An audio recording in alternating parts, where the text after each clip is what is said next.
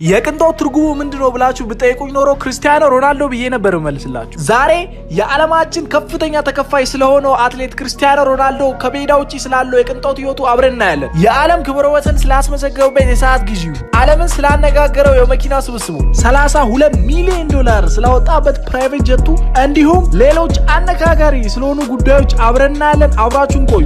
የዓለም ክብረ ወሰን ከሰበረበት የሰዓት ጊዜውን ጀምር። በ2018 ክርስቲያኖ ከሪያል ማድሪድ ወደ ጁቬንቱስ በ117 ሚሊዮን ዶላር ከተዘዋወረ በኋላ ነበር በሮሌክስ ታሪክ ውስጥ እጅግ ውዱንና ዓለምን ያነጋገረውን ሰዓት መግዛት የፈለገው። ይህ ሰዓት ሮሌክስ GMT ማስተር የተሰኘው ሰዓት ነበር። ሙሉ ለሙሉ ከውድ ማዕድናት የተሰራ ሲሆን ከነዚህ ውድ ማዕድናት መካከል ዳይመንድ እና ሩቢ ይገኙበታል። ብቻ ምን አለፋችሁ ይህ ሰዓት በሮሌክስ ታሪክ ውስጥ እጅግ ውዱ ሰዓት። ታዲያ የዚህ ሰዓት ዋጋ ለማመን የሚከብድ ነው። 500,000 የአሜሪካን ዶላር በእኛ 28 ሚሊዮን ብር ማለት ነው። አስቡት 28 ሚሊዮን ብር እጃችሁ ላይ አድርጋችሁ ስትሄዱ ምን ይመስላችኋል?